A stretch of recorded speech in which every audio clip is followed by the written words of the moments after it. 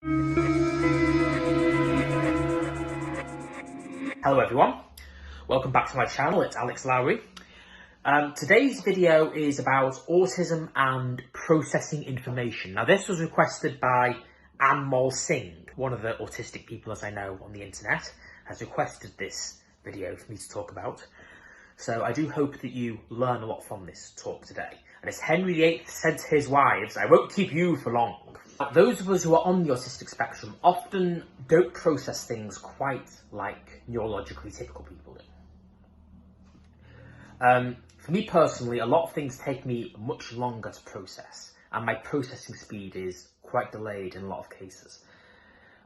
When someone asks me a question, for example, sometimes I don't always respond instantly. It takes me a few minutes for the question to fully process, so I don't always respond instantly. And sometimes I just need to collect my thoughts, and I'll tend to be, when people ask me a question, I might be kind of like, and I'm a bit lost for words, and I don't always know how to respond, especially if the language used isn't crystal clear. I'm really also not a fan of open questions, which can be where there are various different ways of answering. I tend to really struggle to actually know how to answer these types of questions. But in general, even just being asked some simple questions, sometimes I don't always respond instantly because it just takes a while for it to process. And this is something I think to be very aware of when you know people on the autistic spectrum. If they don't respond instantly, I don't think you should necessarily keep repeating the question again and again and again, as if they, because sometimes they just need some time to actually process it in a lot of cases. I especially struggle to process more than one thing at a time. When there's two things going on, it's actually quite hard to process them both. And so I really do not like having to listen to someone speak when there's loads of noise going around. It's really, really distracting. In fact, even when I'm giving a speech, there's background noises. There's, like, say an alarm goes off, or someone's phone, or there's this banging on the window or something. Or even if I'm giving a speach and then these noises get distracted, I'm like, wait, what's that? Like, I can't actually continue doing it because it's so distracting. And that's definitely a big thing for me personally. And also with processing more than one thing at a time, multitasking is a real difficulty for me. I just cannot multitask at all. I know that they say, oh, well, males are supposed to be bad at multitasking, but not most can multitask to an extent. I can barely multitask even to a tiny scale.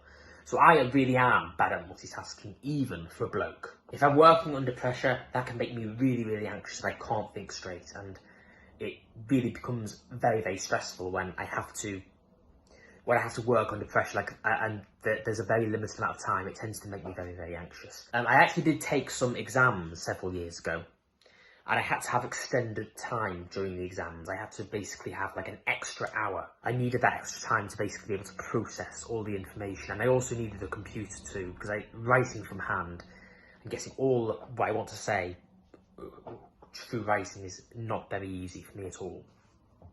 So I had to have some reasonable adjustments made. When I had my IQ tested several years ago, I think I was like 19 when I last had my IQ tested, the processing speed was my lowest point. My IQ was pretty spiky, and in some points it was higher than others, but my lowest point was processing speed, and that was actually quite low, and it's just because of my difficulty with processing information, and that really affected this function, basically. Another thing for me is it often takes me longer to learn a new skill than what it does for most people. A lot of people will learn skills really quickly, whereas for me it takes me quite a long time. I need to be told very gradually and be taught it, and it often takes me a while to learn. And I think this is another thing to do with the processing. Like, it takes a while for me to fully process the information, and being told once sometimes just isn't enough. In some cases, it depends. But a lot of the skills I have, I've had to be taught. Even talking, it took me a while to learn to talk. I didn't learn to talk instantly. When I'm given instructions, it's much easier if I'm given one instruction at a time, because if I'm given loads, it's just too much to process. I also find that when it comes to stimming, I do this stimming, which is like hand flapping and squeezing hands together. So I'm going to show you, you can see the clip of me doing it here, and this actually is me really stimming. It's not staged either, I am actually stimming here. I also feel like stimming is part of the way in which I tend to process what's happened. Like, I tend to almost, when I'm stimming, I'm going deep into my own world, and I'm reliving past memories and stuff. I tend to be stimming over what's happened during the past day and stuff like that, or things that get me excited. I tend to stim over this, and this is almost it's almost like a way of processing what's going on in a way. Now, thank you all for watching. I do hope you enjoyed this talk. Please do give me this video a big thumbs up. It really helps me out, and please do leave me your comments as well. When I get comments and thumbs up, it helps motivate me to keep making more videos. So please do let me know your thoughts in the comments below. Thank you all for watching. Take care. Goodbye for now.